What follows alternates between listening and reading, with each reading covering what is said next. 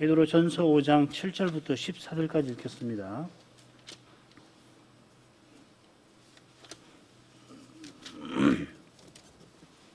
(7절부터) 읽습니다. 너희 염려를 다 주께 맡겨버리라. 이는 저가 너희를 권고하심이니라. 근신하라, 깨어라. 너희 대적마귀가 우는 사자같이 두루다니며 삼킬 자를 찾나니 너희는 믿음을 굳게 하여 저를 대적하라. 이는 세상에 있는 너희 형제들도 동일한 고난을 당하는 줄 알미니라. 모든 은혜의 하나님 곧 그리스도 안에서 너희를 부르사 자기의 영원한 영광에 들어가게 하신 이가 잠깐 고난을 받은 너희를 친히 온전케 하시며 굳게 하시며 강하게 하시며 저를 견고케 하시리라. 권력이 셋에 뭉토록 그에게 있을지어다. 아멘. 내가 신실한 형제로 하는 실로안으로 말미암아 너희에게 간단히 써서 권하고 이것이 하나님의 참된 은혜임을 증거하노니 너희는 이 은혜에 굳게 서라. 함께 택하심을 받은 바벨론에 있는 교회가 너희에게 문안하고 내 아들 마가도 그리하느니라. 너희는 사랑의 입맞춤으로 피차 문안하라. 그리스도 안에 있는 너희 모든 이에게 평강이 있을지어다. 베드로 전서의 맺은 말이 이 성령으로 끝나는데 이 성령은 고난과 영광의 주제로 이루어져 있습니다. 이것이 고난과 영광, 그리스도의 고난에 참여하고 장차 그리스도의 영광에 또 참여하는 것, 이것이 맺은 말 전체의 주제이지요. 지난 수요일에 그걸 살폈습니다. 실은 맺은 말만 아니라 서신 전체가 결국 이 주제를 다루고 있다 하겠습니다. 사도가 아나톨리아 반도의 신자들에게 이 서신을 보냈는데 그들을 흩어진 나그네라 부르고 산소망, 하늘에 간직하신 기업, 말세에 나타내기로 예비하신 구원에 이르라고 권합니다. 장차의 영광이죠. 이 세상에서 나그네로 고난받아야 하지만은 이 고난이 그리스도의 고난에 참여하는 것이라서 신자는 장차 그리스도의 영광에도 참여할 것입니다.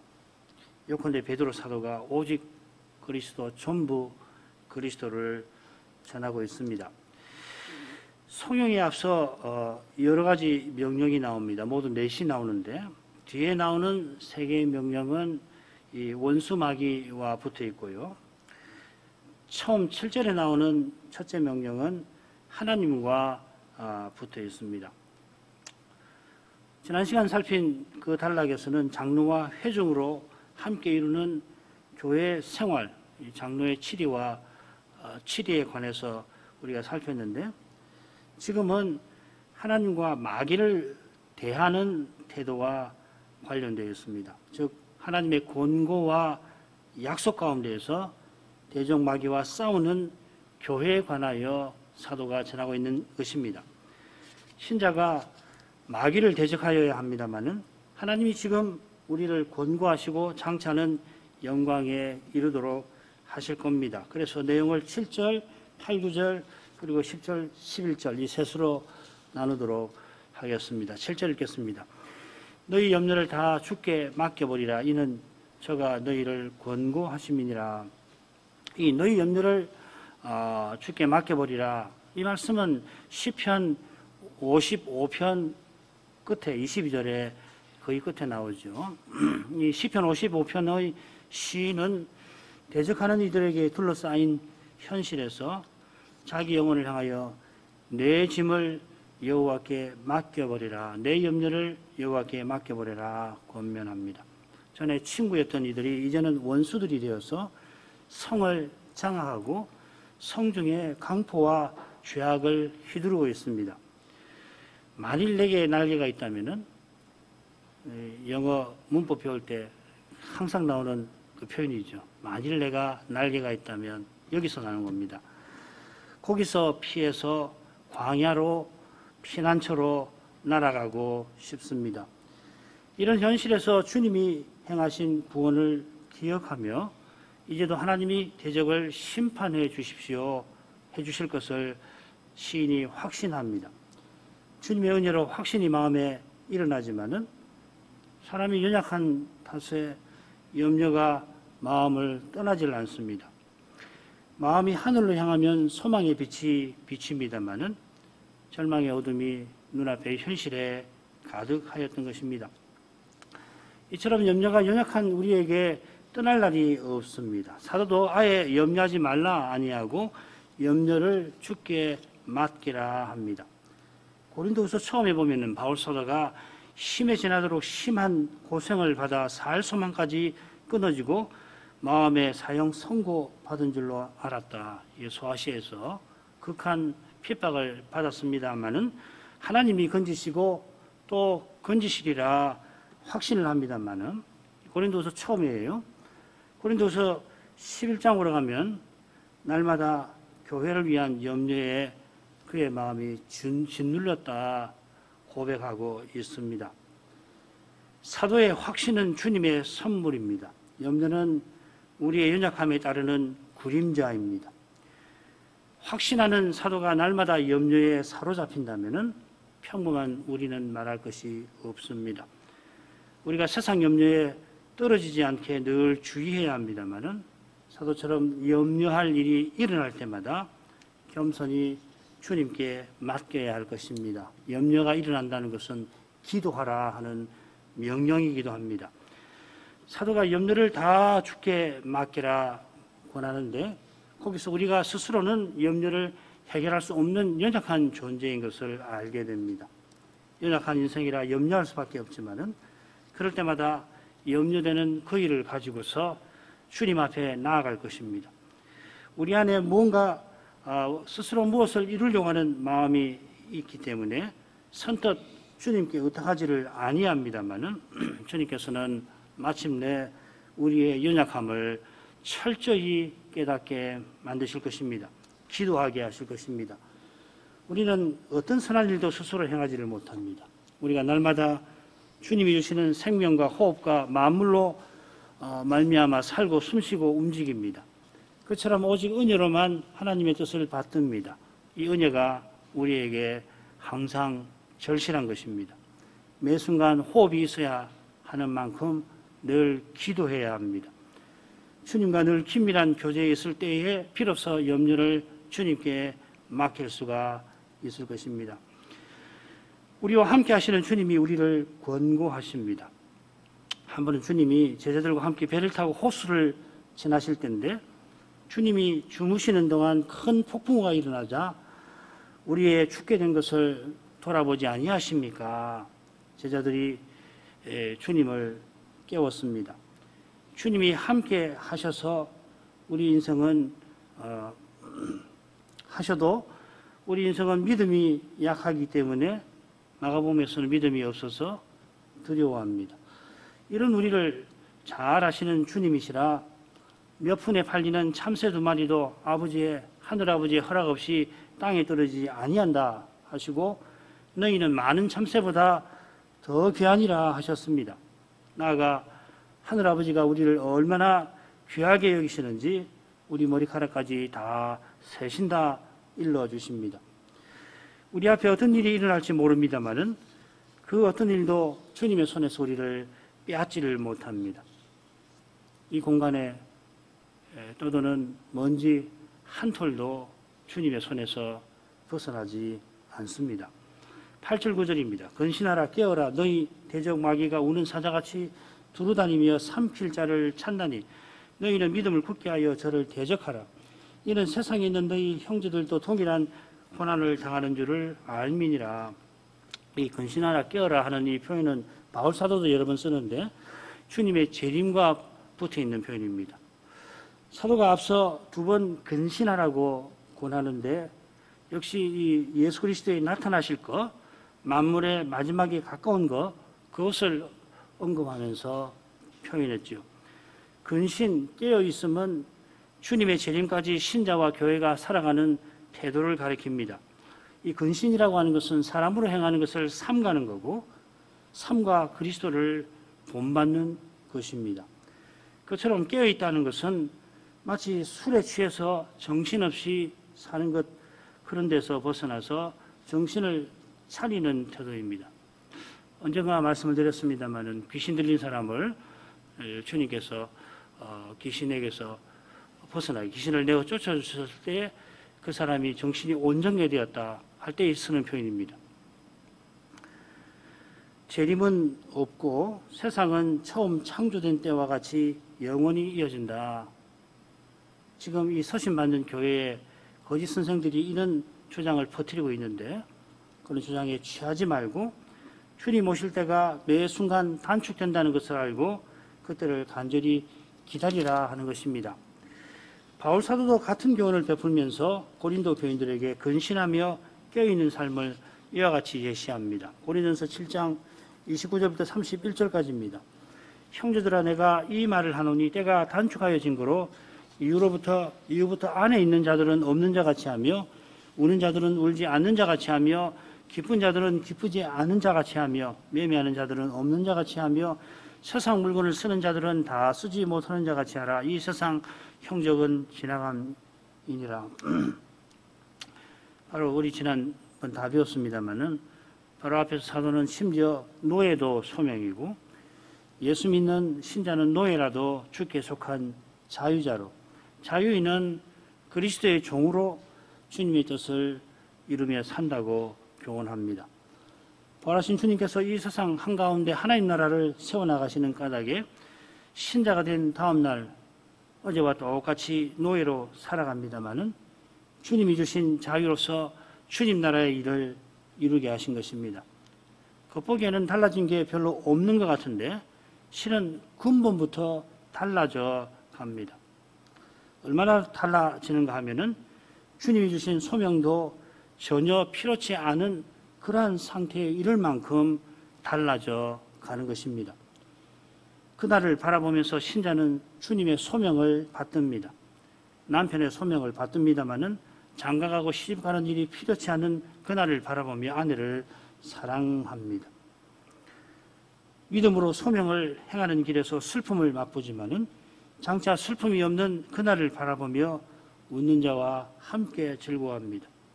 그처럼 기쁜 일이 있지만은 거기에 안주하지 않고 영원한 기쁨을 바라보며 우는 자와 함께 기꺼이 웁니다. 물건을 사지만은 영원히 소유할 것이 아니며, 세상 물건을 쓰지만은 잠시 쓰는 건 빌려 쓰는 것으로 알고서 영원한 세상을 향하면서 거기 갖고 들어갈 영원한 것, 믿음과 사랑을 추구합니다. 사라져버릴 이 세상 형적의 정신이 빼앗겨 세상 행복에 취하지 아니합니다. 세상 행복에 취하는 바로 이것이 원수마귀가, 대적마귀가 노리는 것입니다. 계시록을 보면은 하늘에서 땅으로 쫓겨난 용이 부활로 말미암아 쫓겨나죠. 물을 강같이 토해서 여자 곧 교회를 물에 떠내려가게 하는 장면이 계시록 12장에 나옵니다. 마귀가 악한 사상을 쏟아내어서 교회를 흘러 떠내려가게 만들려는 겁니다. 쫓겨난 용은 마귀를 가리키는데 여기서는 우는 사자로 묘사됩니다. 으르렁거리는 사자처럼 마귀가 두루 다니며 삼킬 자를 찾습니다. 사자가 으르렁거리며 위협하듯이 마귀가 타락한 세상을 자기 품에 안고서 세상처럼 살지 아니하는 교회와 신자를 위협합니다. 세상은 장터 아이들처럼 자기처럼 아니하면 미워합니다. 주님 시대의 사람들이 세례 요한은 물론이고 심지어 예수님도 자기네처럼 하라고 요구했으니까 세상에 속한 옛 친구들로부터 서신받는 교회가 믿기 전처럼 살지 아니한다고 비방받는 것은 당연한 것입니다. 게다가 우리 육신이 세상 행복을 좇고 사람으로 행하기를 여전히 좋아합니다. 세상과 육신과 마귀에 맞서 싸우는 길은 자연히 고난의 길입니다. 그처럼 마귀가 삼킬 자를 찾는데 거짓 선생이나 그들을 적극 좇는 자들은 미혹하는 영과 귀신의 가르침에 빠져 참교회를 핍박합니다. 둘이 다닌다 하는 표현처럼 마귀는 쉬지 않고 주님의 교회를 해치며 주님을 대적하는 일을 행합니다. 그 일이 우리 사는 이 배도의 시대에 만연해 있습니다. 우리의 대적은 혈과 육이 아니라 이 마귀입니다. 배도의 세력이 우리의 원수입니다. 그리스도를 참으로 믿는 이들을 형제로 귀히 알고 함께 배도의 세력과 싸워야 합니다. 다른 것과 틀린 것을 혼동하지 말고 다른 것은 서로 용인하고 틀린 것에 함께 맞서야 합니다. 당연한 말이지만은 교회에서 드러난 세상과 육신, 이 다른 거 아니에요. 이 틀린 거 아니에요. 이 틀린 것에 함께 맞서야 합니다. 뭐 우리가 서로 아니까 우리에게 나타나는 세상과 육신은 봐주자, 그런 건 아니잖아요. 이것이 믿음을 굳게 하는 태도와도 붙어 있습니다. 우리가 믿음을 굳게 하면 우리가 믿는 그리스도를 굳게 의지함입니다. 너무도 당연한 말인데, 그렇죠? 우리의 믿음을 굳게 한다는 말은 그리스도를 굳게 의지하는 그것이잖아요. 근데 이걸 혼동하기가, 착각하기가 쉽죠. 믿음을 자기 힘으로 믿음의 능력을 드러내는 것처럼 사람이 스스로 마귀에 맞서지 못하는 줄로 알고 더 성신을 의지해야 합니다. 신령한 전쟁과 전신갑주에 관한 말씀을 잘 알고 계실 겁니다. 사도가 먼저 주 안에서와 그의 힘의 능력으로 강건하여지고 이렇게 이 신령한 전투에 관한 말씀을 시작합니다. 신령한 전쟁은 주님 안에서 주님이 주시는 힘으로 치르는 겁니다. 이어 나오는 전신갑주는 한결같이 주님의 말씀과 붙어 있고 다 은혜에 속합니다. 진리, 의, 평안의 복음, 믿음, 구원, 성신의 금인 말씀. 그처럼 신령한 전쟁은 성신 안에서 기도하라는 권면으로 마칩니다. 우리의 믿음이 철저히 주님을 의지하는 거기서만 참된 능력을 드러낼 것입니다. 주님이 우리의 능력이십니다. 주님이 연약한 우리를 쓰셔서 마귀를 친히 물리치시는 것입니다. 우리가 주님 안에서 마귀를 대적합니다. 살아서나 죽어서나 내가 주님의 것이다, 주님의 것으로 삼아주셨다 하는 이 믿음은 기꺼이 주님을 위하여 살고 죽습니다. 마귀와 대적하는 교회와 신자는 세상에 있는 너희 형제들도 동일한 고난을 당한 줄을 압니다. 우리만 고난당한다, 억울하게 생각하지 말라, 이런 말씀 아니겠죠. 형제들도 같은 고난을 당하는 줄을 알고 있는 교회와 신자는 얼굴을 전혀 알지 못하는 형제를 위하는 심정으로 마귀와 싸웁니다. 우리가 어떻게든지 힘든 전투를 감당하면은 같은 전투에 임하는 형제에게 도움이 되리라 생각하는 것입니다. 알지 못하는 형제가 알지 못하는 곳에서 믿음으로 신령한 전투를 잘 치른다는 소식을 들을 때 얼마나 우리 마음에 큰 격려가 됩니까? 그들이 믿음으로 핍박받는 소식에 우리가 잘 알지 못하지만은 기도합니다. 바울 사도는 그리스도의 남은 고난을 내 육체에 채우리라 할 때에 할 수만 있다면은 홀로라도 모든 고난을 다 자기가 받아서 형제들은 속히 영광에 나아가기를 바랐습니다. 아무나 이런 마음 품지 못합니다마는 그러나 참된 믿음은 사도를 본받고자 합니다. 10절 11절입니다.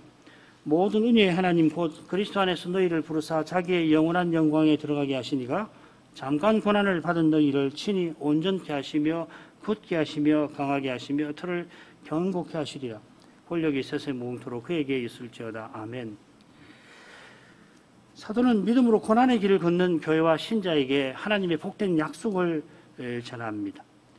이 약속의 복된 사실이 사도가 부르는 하나님의 이름에 잘 드러나고 있습니다. 모든 은혜의 하나님이라. 이 사도의 심정을 다 헤아리지는 못합니다만은 우리가 당하는 모든 고난의 절실한 모든 은혜를 하나님이 주신다 교훈하는 것 같습니다. 우리가 당하는 어떤 고난에도 하나님의 은혜는 능히 해답이 됩니다. 되고도 남습니다. 이는 은혜 주시는 하나님이 우리와 함께 해주시는 데에 있습니다. 현실의 어려움을 벗어나는 그것도 우리에게 절실합니다. 너무도 약하니까 어려운 현실에 조금 더 있으면은 그냥 주저앉고 말 것이니까 어려운 현실의 어려움을 어느 정도 겪게 하시고 벗어나게 하십니다만은 그러나 우리에게 참으로 절실한 것은 하나님 우리와 함께 하시는 그것입니다. 모든 이의 하나님은 그리스도 안에서 우리를 부르사 자기의 영원한 영광에 들어가게 하시는 분이십니다. 하나님이 불러 영광에 들어가게 하신다 하는 것은 하나님 가까이에 영원히 나아오게 하신다는 뜻입니다. 자기의 영광에 들어가게 하신다 했는데 하나님이 약속하신 그 사랑을 우리에게 영원히 드러내신다 하는 뜻입니다. 그처럼 지금 그 영광을 우리에게 점점 드러내십니다. 우리가 하나님의 부르심을 받아 특별히 하나님 이름을 부르는 이 자리에서 하나님의 영광을 봅니다. 예배에서 이것을 보는 것입니다. 그처럼 우리가 하나님의 소명을 받드는 현장에서 우리를 통하여 드러나는 그 영광을 봅니다. 우리가 소명을 행해서 하나님 사랑을 나타내는 것이지요. 이로써 우리를 부르신 하나님께로 나아가는 겁니다. 하나님 이름을 부르는 기도가 하나님께 나아가는 것이고 하나님의 소명을 받드는 삶이 하나님을 향하는 것입니다. 장차 우리가 영원한 영광을 뵙고 영원히 하나님께 나아갈 것입니다. 이 모든 일이 그리스도 안에서 이루어진다는 이 사실을 잊지 말아야 할 것입니다. 하나님의 모든 은혜가 그리스도 안에 있습니다. 하나님이 그리스도 안에서 우리에게 은혜 주십니다. 그리스도가 하나님께 나아가는 길이십니다. 그리스도 안에서 우리를 부르신 하나님께 우리는 그리스도의 이름으로 나아가는 것입니다. 하나님의 영원한 영광에 들어가게 하신다는 것을 말하고 잠깐 고난받는 우리를 말합니다. 연약한 인생은 고난이 영원히 이어질 것 같이 느낍니다만은 어떤 고난도 영원한 영광에 비하면은 잠깐입니다. 고난이 파도처럼 연신 이어지는 때에도 잠드는 밤은 어김없이 찾아옵니다. 때로 밤에 너무 고통이 심해서 도무지 잠들 수가 없기도 합니다만은 오지 않을 것 같은 새벽이 어느새 창문 너머 하늘을 물들이고 있습니다. 새롭게 밝은 이 하루는 어떻게 견딜 수 있을까? 염려가 이미 밀려옵니다마는 어느새 저녁이 잔잔한 파도처럼 밀려듭니다. 그리고 땅거미는 지고 새로운 날이 어둠 너머에서 기다립니다. 그리고 저 너머에서 영광의 소망이 이미 있습니다. 소망의 빛이 우리가 채 알아차리지 못하는 방식으로 비칩니다. 잠시 후면 오시리가 오시리라. 이 소망이 순간의 고난의 그 짧은 순간에 섬광처럼 비치는 것입니다. 바로 이 섬광이 고난을 잠깐으로 만듭니다. 긴 역사도 잠깐으로 만듭니다. 그 빛이 주님이 이미 우리와 함께 하시는 거기서 비치니까 그러한 것입니다. 잠깐 고난받는 우리를 친히 온전케 하시며 굳게 하시며 강하게 하시며 털을 견고케 하실 것입니다. 고난받는 우리 스스로는 고난의 무게에 짓눌립니다마는 그런 우리를 친히 회복시켜 주실 것입니다. 온전케 하여 주신다는 말입니다. 장차 주님 앞에 서서 주님처럼 변화될 그날을 바라보게 하십니다. 죄와 죽음의 현실에서 맥없이 무너지는 인생을 주님은 견고케 하십니다. 무너지는 그 일을 통해서 신비하게 그 믿음을 견고하게 하십니다. 무너질 그것만 무너지게 하셔서 그런 겁니다. 그처럼 주 안에서 참된 능력을 얻어 강하게 하십니다. 그 능력을 힘입어서 영원한 영광을 향하는 길을 걸어가게 하십니다. 그 길에서 주님의 집은 터가 더욱 견고하여 져갑니다. 주님의 교회가 고난받을 때 잠시 흔들리는 것 같지만은 주님은 그 고난을 통하여 주님의 집이 터가 견고하게 하십니다. 주님이 흔들림 없이 주님의 교회를 세워 나가실 것입니다. 그래서 내가 오늘 이렇게 사는 거예요. 사람이 무엇을 이루고 무엇이 되려 하는 그것을 버려야만 주님이 친히 이루어 영광 드러내시는 것을 볼 수가 있게 될 것입니다. 당장 무언가를 하지 않으면 안 될 것 같은 그런 때에 인생이 얼마나 연약하고 무르고 무력하고 요동하기 쉬운지를 기억하고서 주님의 이름을 불러야 합니다. 겸손히 주님이 말씀으로 보이신 그 길을 걷고 불러 명하신 그것을 행할 것입니다. 다만 주님이 우리가 생각하는 것이나 바라는 것에 넘치는 것을 주시는 그 사랑을 언제든지 잊지 않아야 할 것입니다. 특별히 어려울 때 주님의 사랑을 꼭 기억하셔야 합니다. 사도가 권력이 세세토록 하나님께 있음을 고백하며 찬송합니다. 우리가 본론 마지막에서 사도의 성령을 살폈는데 맺은말 역시 사도의 찬송으로 끝나고 있습니다. 특별히 권력이 하나님께 영원히 있음을 고백합니다. 본론 마지막에도 권력을 영광과 함께 그리스도께 돌렸죠. 이 권력이라는 말이 하나님의 능하신 손 아래서 겸손하라 하는 말씀에도 나왔습니다마는 볼 앞에 고난받는 우리를 온전케 하시고 견고하게 하시고 강하게 하시고 터가 견고하게 하실 일을 사도가 전했는데요. 하나님께서 그 권력, 그 능력으로 영원한 영광에 우리를 이르게 하실 것을 확신하는 것입니다. 하나님의 능력, 권능이 무엇보다 우리를 구원하시는 거기에 있는 겁니다. 하나님의 사랑에 있습니다. 하나님의 사랑의 능력이라고 표현하는 것이 좋겠죠. 바로 이것이 고난의 현실에서 우리에게 위로와 격려입니다. 문안 기원으로 가죠. 이제 베드로전서 끝에 이르렀습니다. 서신이나 끝에 문안과 기원이 나오는데 아울러 마지막 본면으로 이 단락이 시작이 됩니다. 12절 읽겠습니다. 내가 신실한 형제로 하는 실로안으로 말미암아 너희에게 간단히 써서 권하고 이것이 하나님의 참된 은혜임을 증거하노니 너희는 이 은혜에 굳게 서라. 사도가 서신 마치는 자리에서 자기 서신에 관해서 언급합니다. 실로안으로 말미암아 했는데 이 실로안우가 이 서신을 사도가 구술할 때 받아 적은 분이라 하는 뜻일 수도 있고 신실한 형제라고 한 것을 보면은 실로안우가 이 서신을 교회들에 전달한 분이라 하는 뜻일 수도 있습니다.